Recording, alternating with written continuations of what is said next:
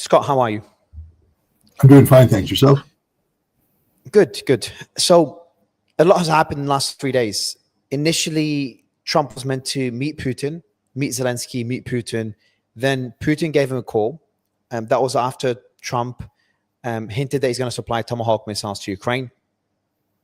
And then we've had reports that Putin gave him a call and things changed. So Trump walked back his, or changed his mind when it came to Tomahawk missiles.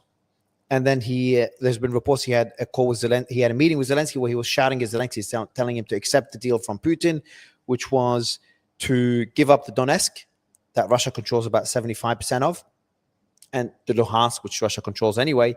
And potentially Russia would accept to freeze the lines in Zaporizhia and Kherson. Also some reports that Russia might even give up some territory in those two regions, in Zaporizhia and Kherson. Your thoughts on these developments? Because right after the meeting with Zelensky, Tomahawk missiles are no longer on the table, at least not at the moment. And the Trump-Putin meeting was canceled. Well, I don't believe the Tomahawk missiles were ever on the table. I believe that this was always a ploy by Trump to put pressure on the Russians. Why? The threat of, what do you mean, why? Why wouldn't the U.S. supply Tomahawk missiles to Ukraine? Because it could lead to a thermonuclear war. And I'm pretty sure Vladimir Putin reminded Trump of that in their conversation, as the Russians have reminded the United States repeatedly about irresponsible escalation of this conflict. Trump put it out there as a way of putting pressure. It didn't work. The Russians didn't blink. And in the phone call, which Ushakov describes as frank, and that's diplomatic terms for meaning the Russians lay down the law. Now, Russia's not in the business of treating the American president with disrespect, so it was done in a forceful but respectful way. But you look at President Trump's language afterwards, this would have led to a major escalation of the war. Yes, you're damn right it would have. It would have led to Russia potentially using nuclear weapons against the United States, because the Tomahawk is a nuclear-capable weapons system.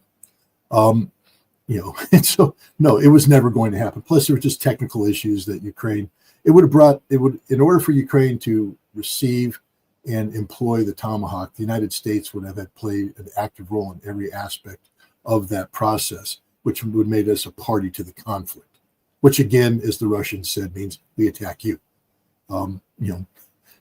End of story.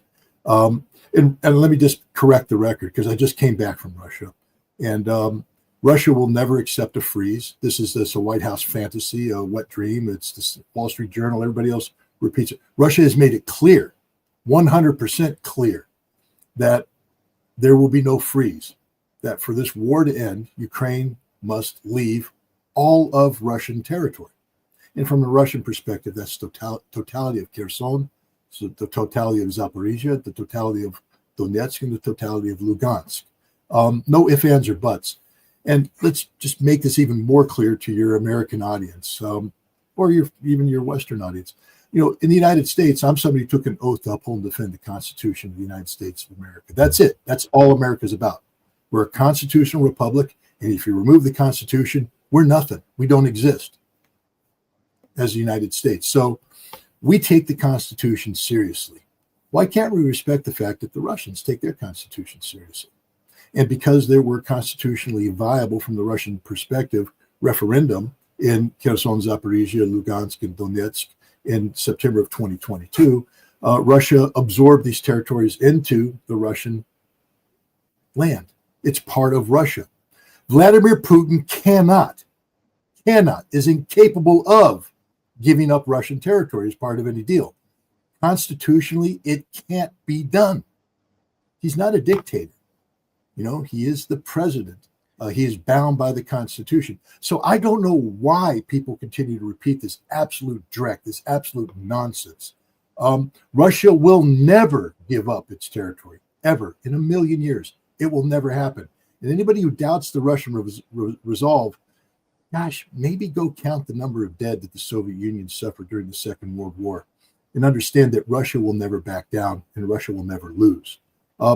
The other thing I need to point out is this notion that Russia's paying a price. The kill ratio, according to a State Department person who has just left the State Department, is 36-1. That's 36 dead Ukrainians for every dead Russian. All right. It's an absolute, again, fantasy that Russia's losing more people than the Ukrainians, or Russia's suffering unsustainable losses. The Russians are suffering, heavy losses. This is a modern high-intensity conflict. 36-to-1 kill ratio is unheard of in modern war, which means Russia is sort of dominating this battlefield. Scott, the lines haven't moved. Lines aren't meant to move. A war of attrition, and remember, Russia's not just facing the Ukrainians, they're facing the collective West. This isn't just about killing Ukrainian soldiers. This is about draining the economic and military resources of NATO and the United States, which Russia has successfully done. You can't say that Russia's run out of equipment and say that Russian defense industry is outproducing the NATO collective 4-to-1 in the same breath. And yet that's what people are doing. Mark Rutte, the Secretary General of NATO, says Russia's outproducing us 4-to-1. And yet in the same breath, Ukraine's draining Russia of all its military capacity. No, they're not. Ukraine's losing this war, every aspect of this war. It's just a war. I want to go back. Go ahead. I want to go back to the Tomahawk missiles. You said they're nuclear capable. That's why it's a massive red line for Russia. Now, Russia has set many red lines throughout this war as the West, as NATO supports Ukraine further and further. Why do you think Tomahawks are a serious red line, more serious than previous red lines that were crossed? Because you've got the Storm Shadows. As far as I understand, aren't they nuclear capable as well to some capacity? No, the Storm Shadow and the Scout missile are not nuclear capable. So the Tomahawk would be the first nuclear capable missile that Ukraine would have access to if the US supplied it. Okay. And that's why you think that will be the biggest red line. How does it compare to the to Ukraine's capabilities now with the what is their homegrown missile called again? I keep forgetting the Flamingo. Flamingo, yeah. What are your thoughts on the Flamingo? It's a piece of crap. It's a propaganda exercise, just like the rest of the Ukrainian military. Yeah, they can. You can blow up a refinery. Most of the weapons that are striking refineries are older wooden drones that are designed by the British to evade modern air defense systems. If you know anything about air defense radars, they're sensitive. You can't make them oversensitive, or else every time a flock of birds flies by, you get a blip going, oh, we're under attack. And so they're deliberately dumbed down to avoid being, activated by flocks of birds. That means that speed, density, radar signature, these things are tuned in. So what the British have helped the Ukrainians do is design a drone that flies at the speed of a flock of birds, made out of wood, so that its radar signature mimics that of a flock of birds. And they're having good success. Russia's adapting to it. And sooner or later, Russia will come up with a solution that eliminates this threat. But the Flamingo has a radar signature and an infrared signature that screams anything but a flock of birds. And it will be shot down literally every time it's fired at Russia. It's a propaganda exercise. So, Scott, another thing that I want to ask you about is, you spoke how Russia's winning the war. And I think anyone disputing that is not looking at the facts. Russia is advancing on the ground. Now, if you look at winning economically, geopolitically, etc., it gets a bit more complex. But it still looks like Russia has the upper hand, at least for now. It's a bit harder to what I mean is a bit harder to measure than just movement on the ground, which could be measured by no, it's actually easier to measure than movement on the ground. Russia's I just came from Russia. There's not a damn gas line anywhere in Russia. Price of gas is cheaper than it is in Manhattan. The Russian economy is thriving. I've been to Novosibirsk, the largest growing economy in Russia. The third largest city. Ain't no problems in Novosibirsk. Ekaterinburg is competing with Novosibirsk is the third city of Russia. Thriving, economic boom, cranes everywhere, construction everywhere. Every Russian city you go to, the Russians have excess income that they're reinvesting back into their country. Their defense industries are booming right now. In the long term, you could say that creates an overheated economy and creates inflation and things. War economy. But they're at war. But no, look at the German economy and compare and contrast. Look at any European economy and tell me right now that Europe, who sanctioned Russia for the sole purpose of bringing the Russian economy down, is doing better than Russia. There's not a single European country that's doing better than Russia. And I live in the United States of America. We're not doing better than Russia. I landed at JFK Airport. I came through the crap that is Queens and the Bronx and all this stuff. And I just landed in Vnukovo and came into Moscow. You can't compare the two at all. Russia's not perfect. Of course not. This war has created problems, but Russia's adapted. I'm just telling you right now that the economic angle of this is the easiest one to show how Russia is winning, because the sole purpose of sanctions was to collapse the Russian economy. The ruble is rubble. Do you remember good old Joe Biden? Well, the ruble's kicking ass. It's doing pretty good. Too good for my taste, because when I go to Russia now, instead of being able to buy the ruble at a higher rate, I got to pay a lower rate. So it's more expensive for people going to Russia. But hey, that's life in the big city. But the point is, under no circumstances is there any benchmark anywhere that you can say that the economic aspects of this war are to the detriment of Russia when contrasted with those of the West. Yeah, the numbers, the reason I say it's more complex, because when we talk about movement on the ground, everyone says, all right, Russia has advanced in those different regions. When you talk about the economy, you can also point at the high inflation that's sitting at 9.1%. You've got other estimates saying it's as high as 25%, but it's hard to verify those numbers. Same as the Chinese numbers, it's hard to verify. Skyrocketing interest rates is sitting at 20 to 21% now. So there's other indicators that show the economy is not doing as badly as the West would like it to do. It's being very resilient. I think it's hard to not argue against that. But it's, I talk to people from both sides and I get two different stories. But Russia is advancing on the ground. But my question to you is, the advancements on the ground, I looked it up yesterday. I'm like, what percentage increase? I'm not sure if you've looked it up. I looked it up briefly last night after I was, I think I was with Colonel McGregor yesterday. And I looked up that figure. They've only advanced the amount of additional territory they gained this year, so far this year, and I asked people to check it, just to check it on ChatGPT or Google, is about 2.5%, single-digit numbers, percentages. So about 2.5 or 3.5% increase in the territory they've gained at a pretty heavy cost. I know Ukraine is... But wait. What cost has Russia paid? You keep saying, everyone keeps saying a pretty heavy cost. Give me a number, a definitive number that you know is true. Don't repeat to me the crap you get from the Western media. I don't know the definite. I don't know the actual number, but there's a lot of people dying on both sides. I don't know the actual number. There's a lot of Ukrainians dying. 36-to-1 kill ratio. I'm giving it to you right now, Mario. You can go to the bank with that. 36-to-1. Every day, Ukrainians popping off 2,000 to 3,000 dead people. Okay? The Russians ain't suffering that. The Russians are suffering 100, 150 dead a day on their worst day. Now, that's a lot of dead. In Vietnam, the Americans suffered 200 dead a week, and it broke the back of the American people. But I'm not pretending that Russia's not suffering casualties. But if anybody thinks that this is a war of equality, that Ukraine is standing toe-to-toe with the Russian military, no, Ukraine is pouring in resources, and they are rapidly depleting these resources, and it's unsustainable. Russia doesn't need to advance. That's not what a war of attrition is about. A war of attrition is about bringing down your enemy's strength. And that's what Russia's doing.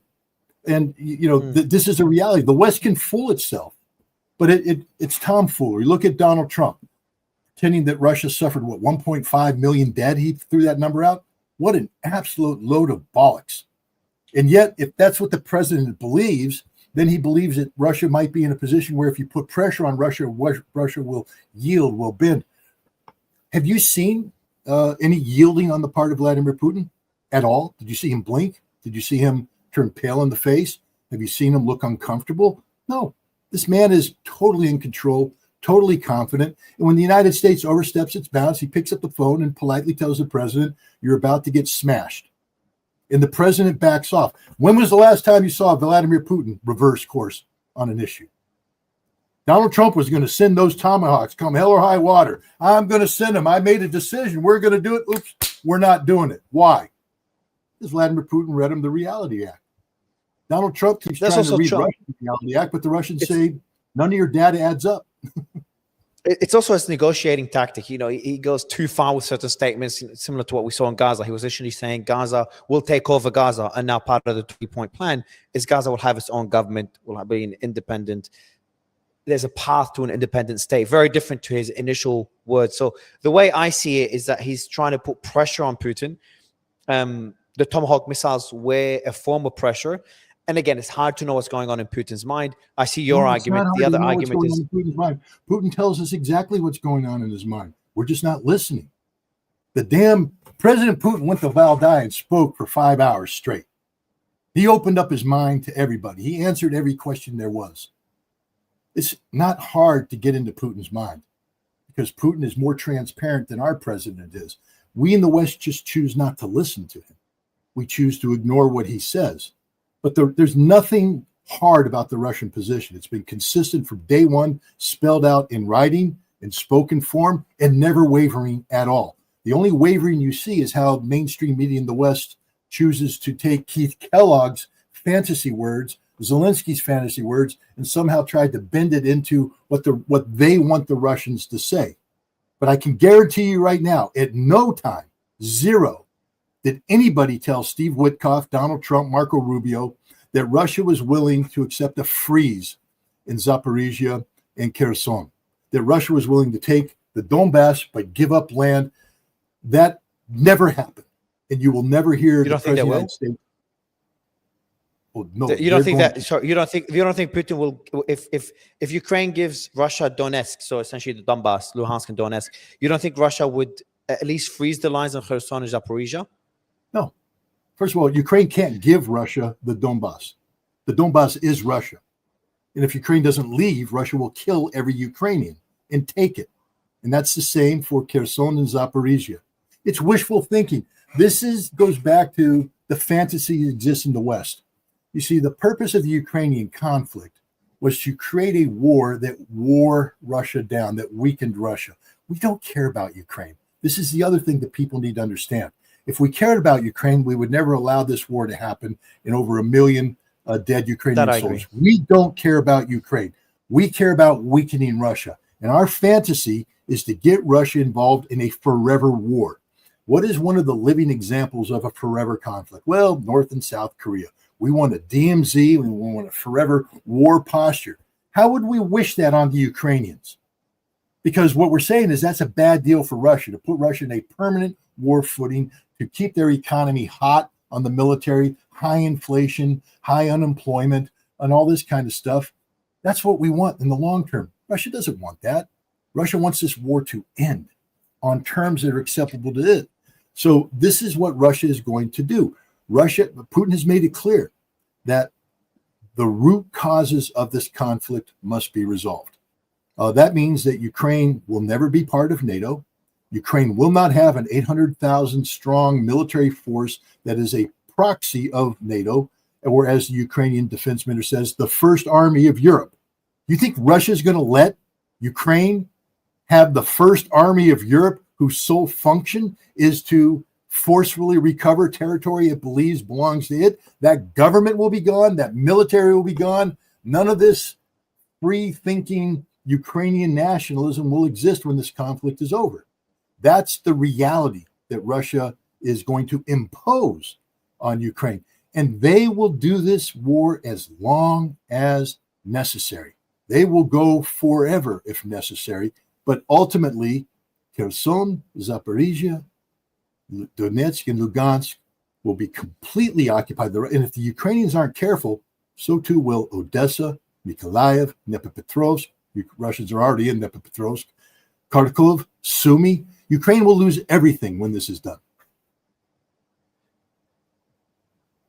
If Putin wants, if his issue is, we're both critical of NATO. So I agree with you there, and I agree that NATO's goal of weakening Russia came at the cost of Ukraine. So that's why, for me, I look at Ukraine and it hurts me to see what's happening to them, because it's between two nations that I blame NATO for their expansion, what they did to Russia, and I blame Russia for invading Ukraine.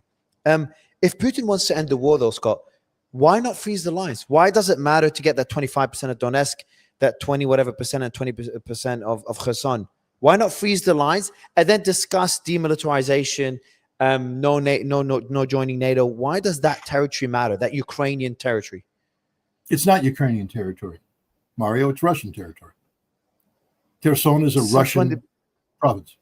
September 2022, there was a referendum, and then the Russian parliament voted on it and constitutionally blocked. You may not agree with that, but you asked the question, why wouldn't Putin do that? Do you think that's because it's Russian territory. But do you think that's a fair referendum right after the war, where a lot of people, especially people that are against Russia, left that region? You can't do a referendum right after war in occupied territory. Do you know what I mean? Like, all the people that are critical of Russia might have left. I know people. By the way, I was in Ukraine a few months before the war. I was in Moscow just about 6 to 8 months ago, and Kiev 6 to 8 months ago. I have people that were in that region prior to the war, and they just despise Russia. Now, they speak Russian, funny enough, close to me. They despise Russia, and their whole family left that region. So the people that would have voted against Russia in that referendum would have left the region. This is why, for Ukrainians and others, they still look at that territory, at least for now, as Ukrainian territory. So that's why I got to the argument that if Putin really wants to end the war, and I thought a few months ago, I thought I was blaming Biden. I thought Putin wants to end the war. Putting the terms aside, I know there's certain terms that are non-negotiable, but I didn't know that. I would have expected Putin to accept a deal that's closer to where the Ukrainians are right now, which is maybe to end the war, to just end the suffering for both sides. This war, Russia, first of all, Russia didn't brutally invade Ukraine. In April 2014, the Ukrainian nationalist government, which illegally overthrew the constitutional government of Viktor Yanukovych, declared an anti-terrorist operation against the Russian-speaking people of the Donbas and of NATO-Russia. And they began bombing civilian targets, sending the army in. The rape of Mariupol was real. The creation of the Azov Battalion, the Nazi formation that literally occupied a city and murdered Russians. People tend to forget this fact, that it was the Ukrainians who went in and butchered the Russian speakers of the Donbas. Yeah, there was a mixed population. I'm sure there were people in those regions who wanted to be part of Ukraine, not part of Russia.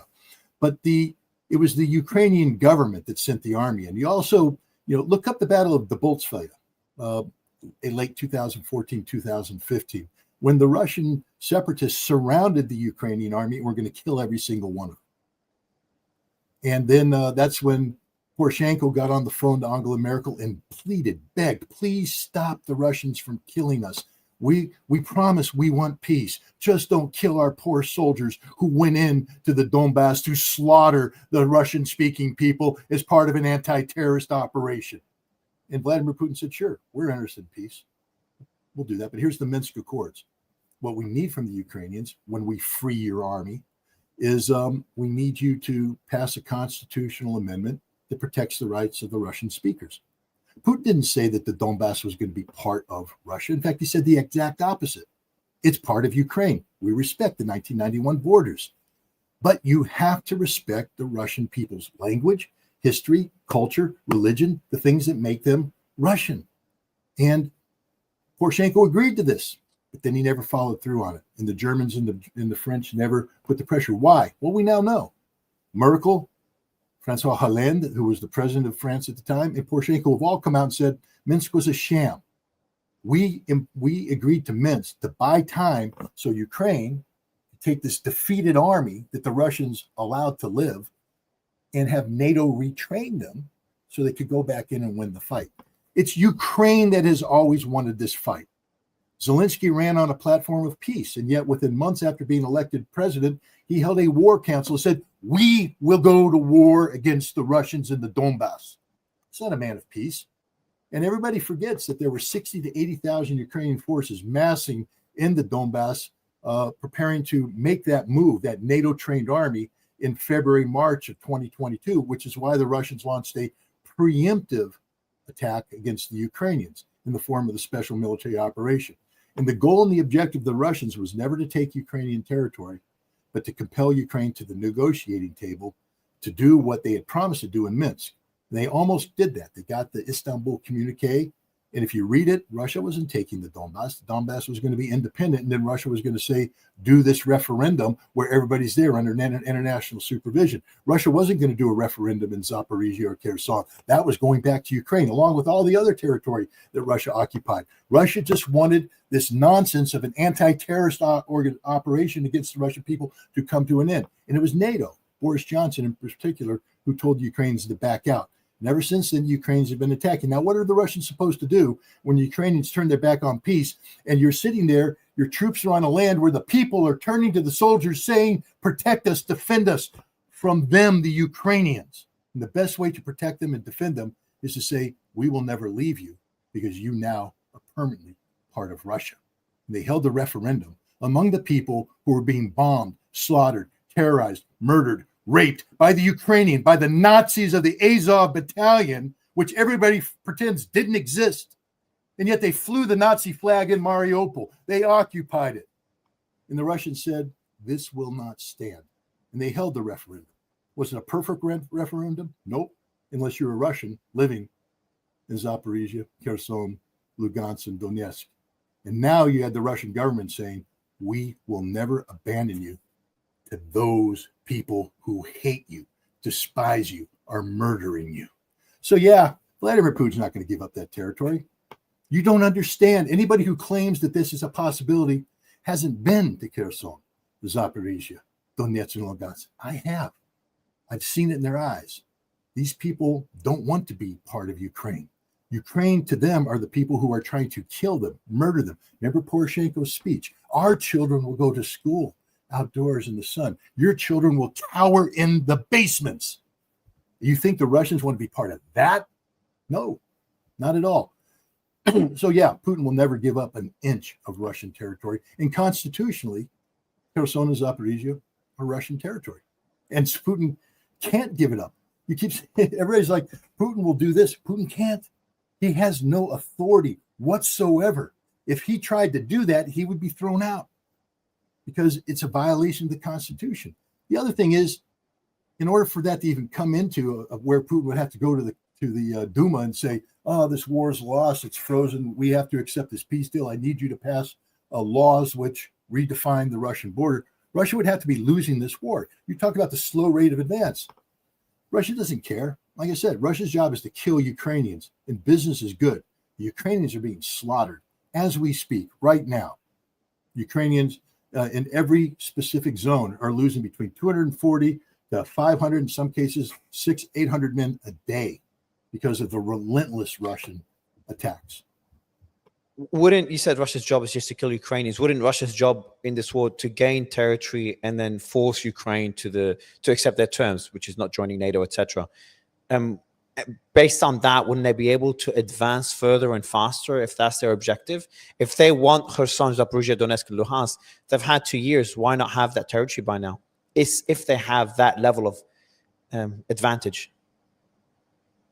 You're saying they're intentionally not advancing to kill Ukrainians? Because I'm sure they would prefer to kill less Ukrainians. Mario, anybody who studies warfare, the conventional, mathematics of war, is that you need a 3-to-1 advantage to carry out offensive operations.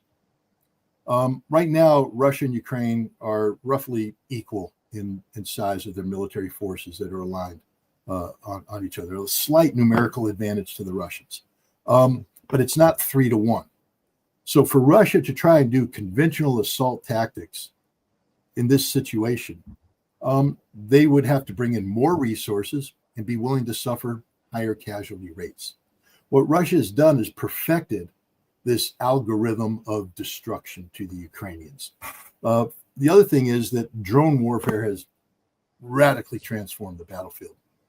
The day of freewheeling assaults is over. You bring 150 tanks online to try to do the kind of assault that the OPFOR at the National Training Center used to do, mimicking Soviet tactics. And I've participated in that, and we just ran over American battalions and brigades. But today, if the Russians did, Ukrainians was to do a drone swarm, and all those tanks would be smoking hulks, and all the guys inside would be dead. And so Russia now has to do piecemeal advance. If you haven't learned what 3s and 6s are, then you don't know what the war is there, because the Russian average assault team size is 3 men.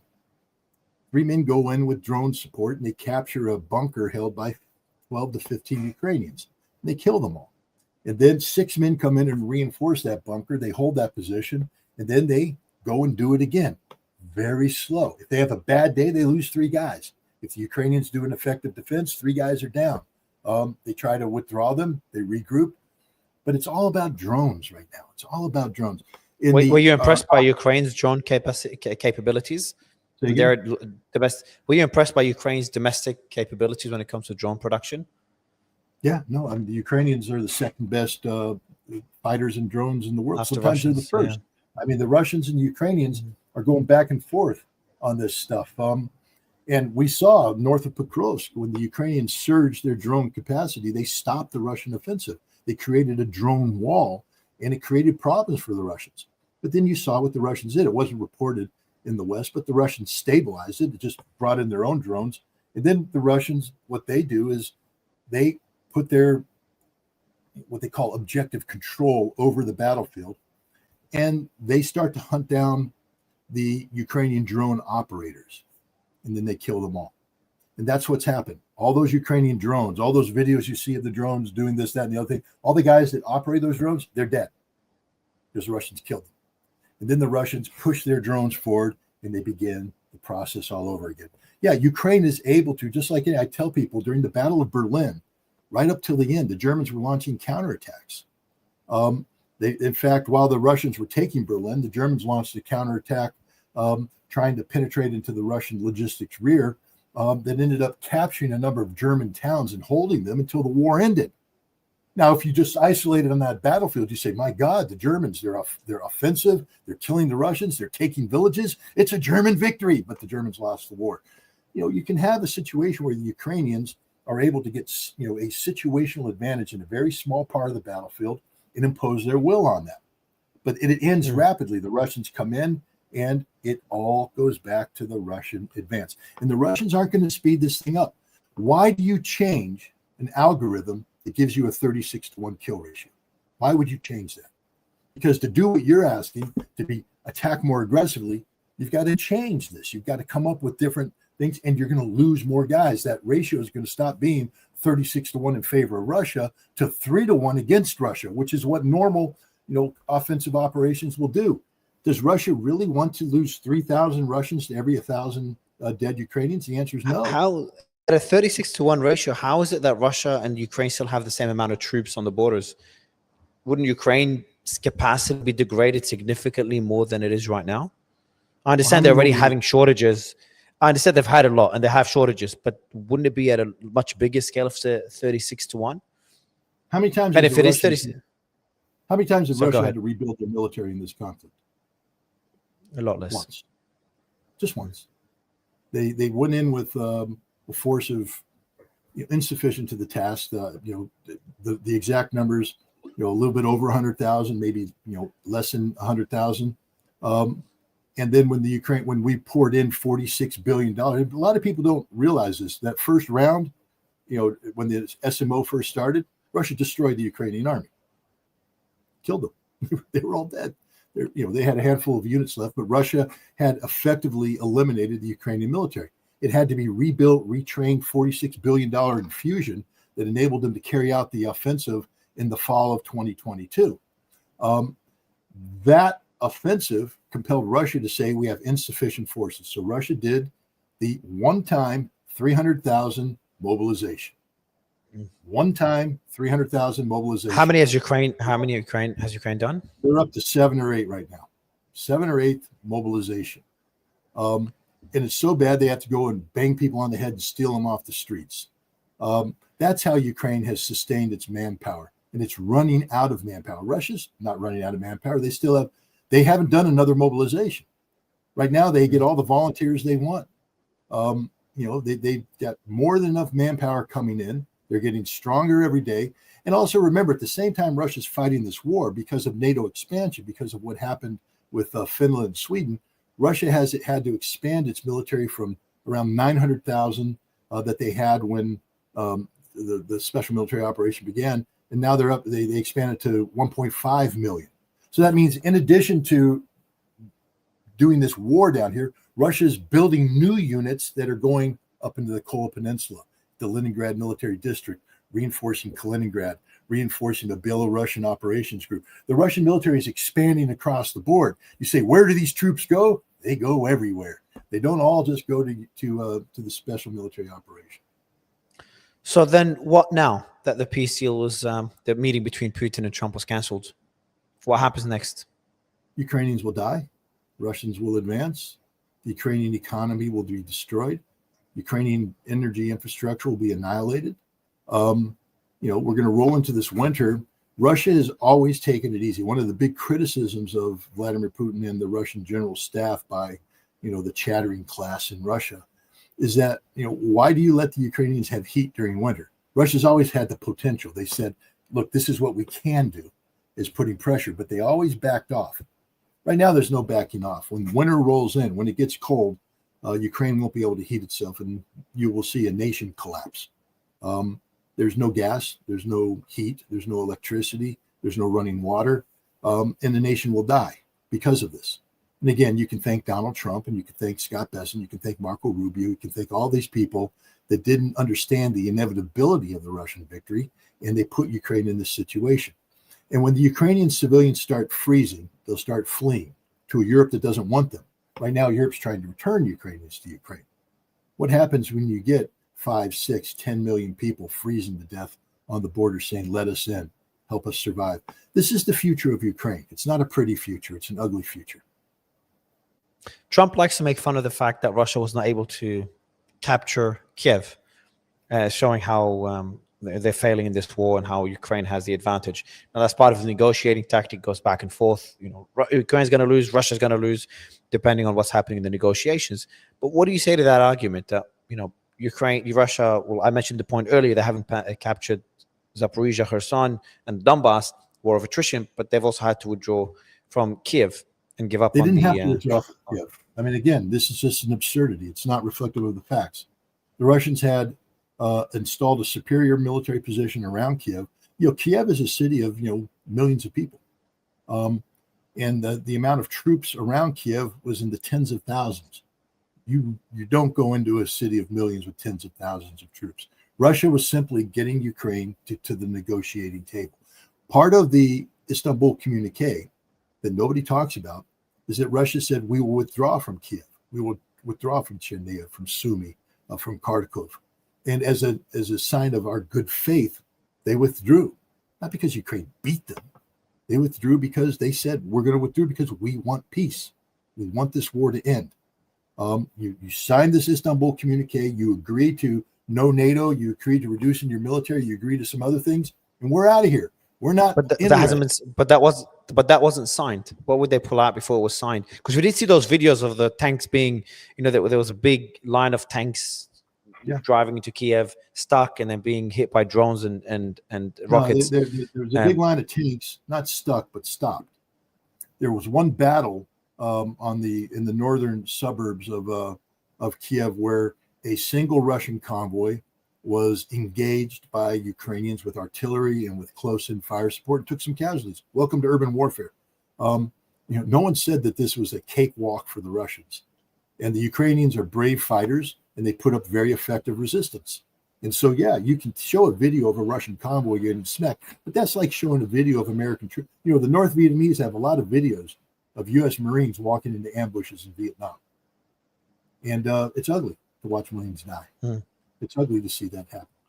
But every tactical engagement ended with a Marine victory because we adapted, reinforced, came back, and slaughtered the North Koreans and took the hill and then gave the hill up again.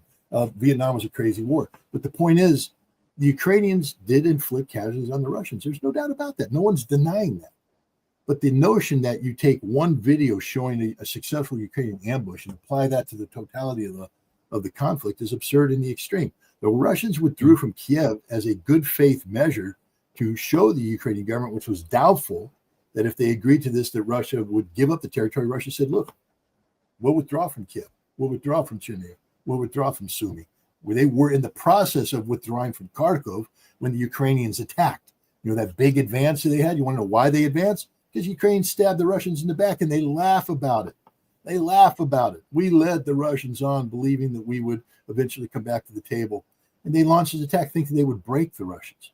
They didn't break the Russians. The Russians simply solidified the line, mobilized 300,000 men, and now where we're at, 36-1 kill ratio.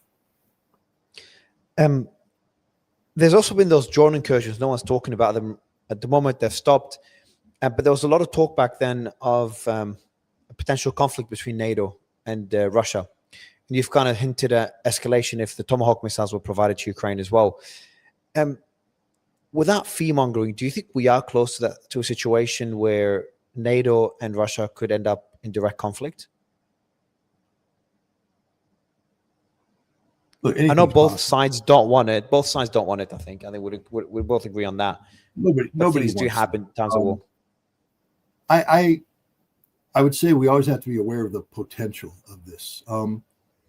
One of the dangers is that the Ukraine conflict has become literally a proxy conflict between the West and Russia.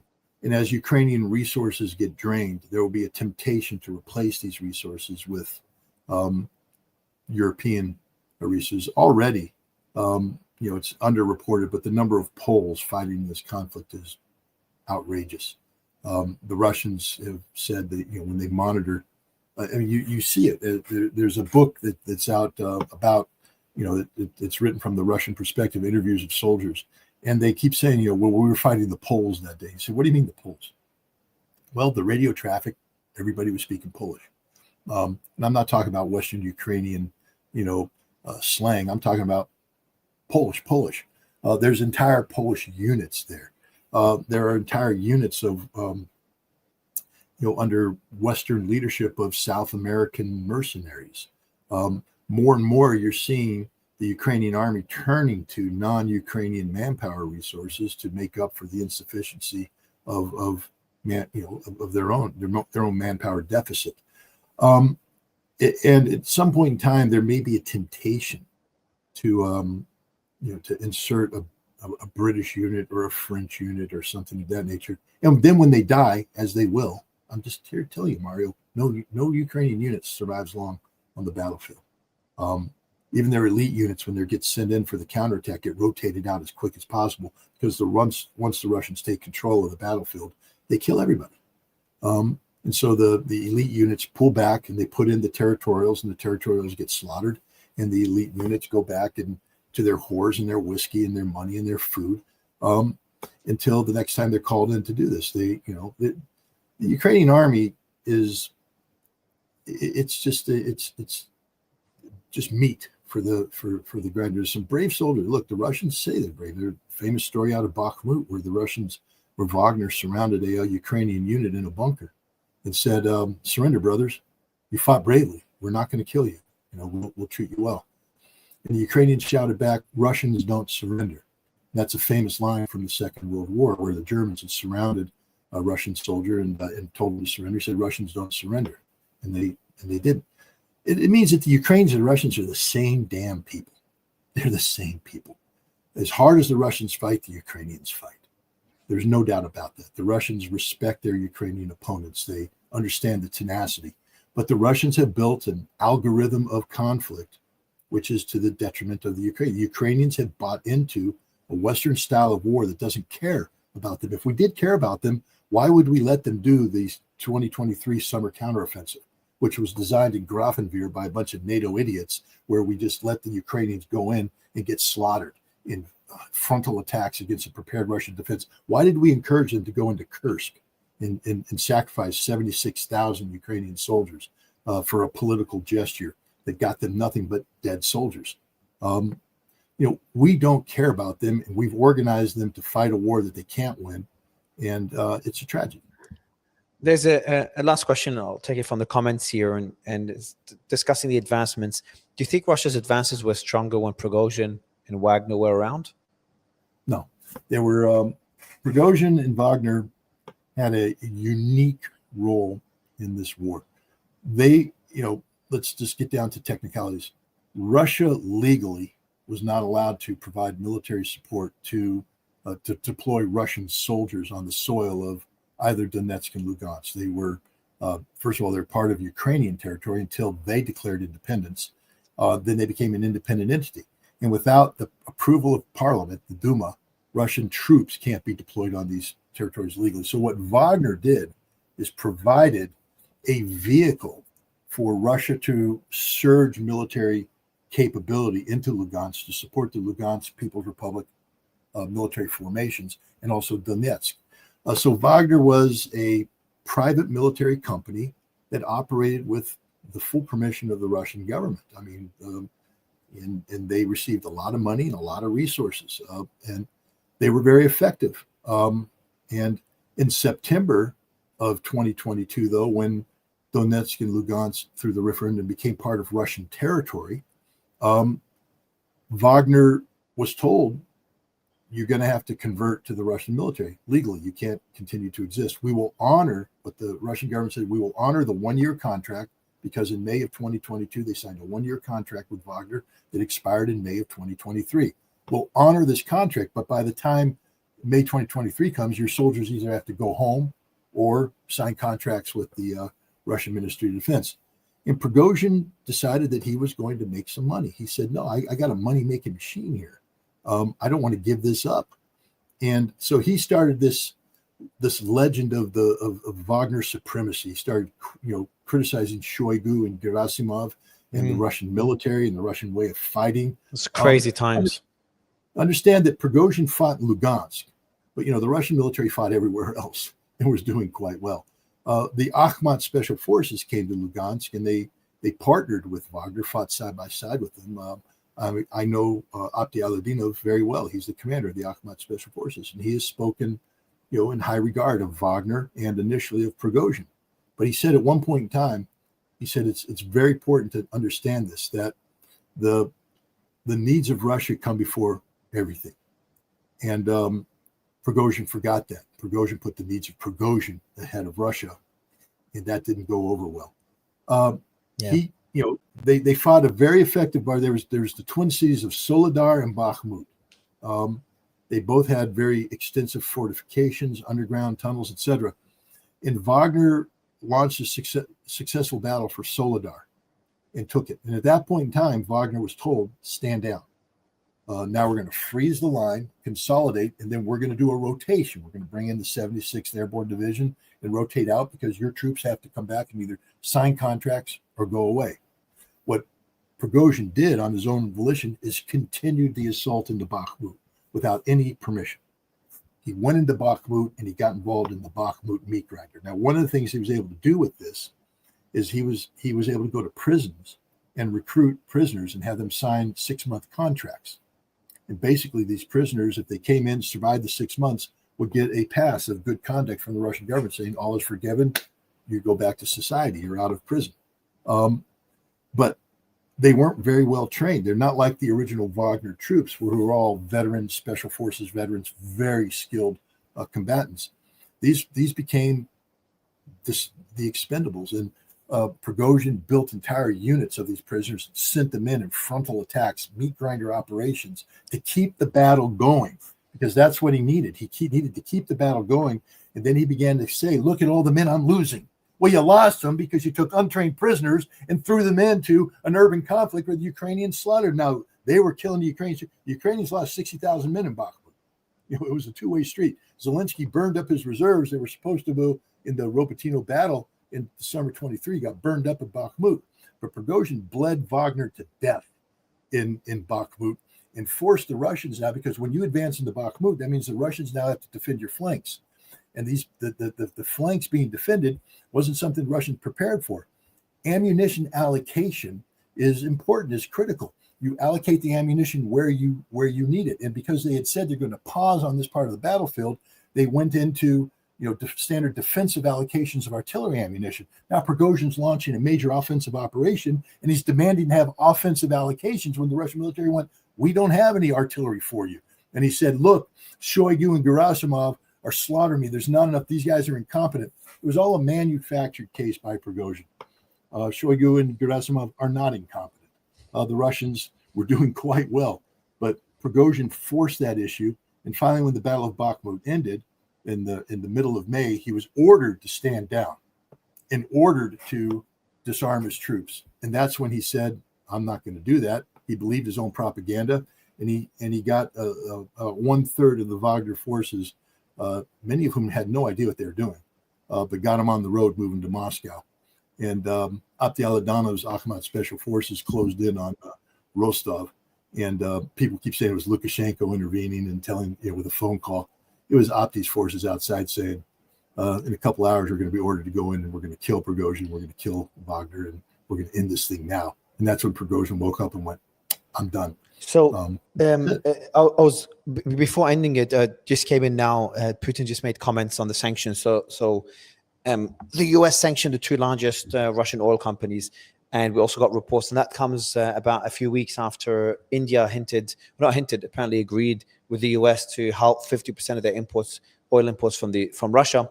And there's also been reports, I showed it to you before we started this interview, Reuters exclusive, China state oil majors suspend Russian oil buys due to sanctions, according to sources, which you've got doubts about, which I'll let you talk about. But then Putin just put out a statement now. New US sanctions are an attempt to put pressure on Russia. No self-respecting country ever does anything under pressure. This will cost the EU dearly. The cancelled Budapest summit was proposed by the American side, not the Russian side. Dialogue is always better than confrontation, disputes, or continuing the war.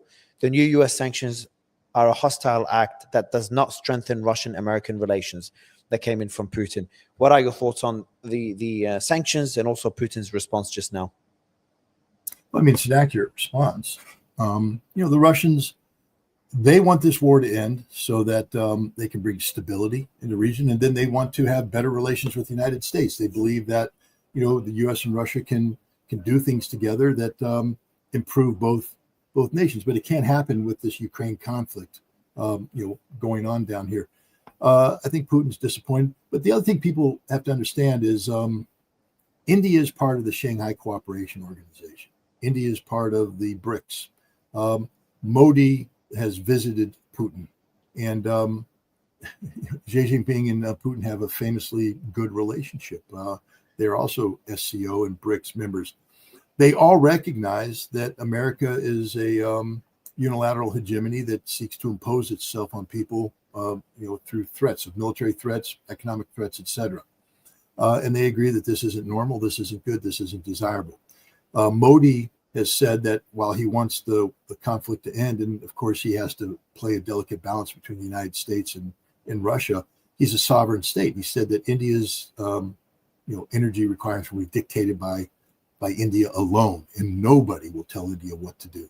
And all the early reports about how India was dumping oil, and yet September, India bought more Russian oil than ever before after Trump put down his law. So now I'm looking at China. I think the cuts are meant to start in January. I think the cuts are meant to start in December, January. By the way, as you talk about China, Putin just said as well, which goes to your point, the possible supplying of Tomahawk missiles to Kiev is an attempt at escalation.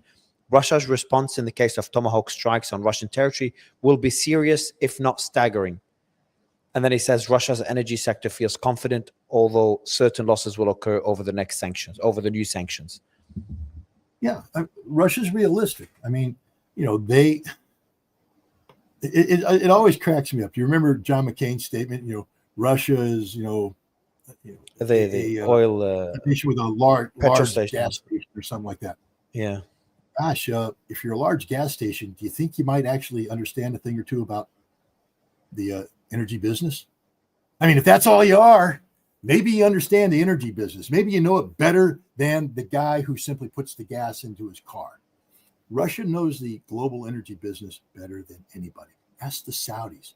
Every time the Saudis tried to play games with global pricing, Russia crushed them. Russia's not.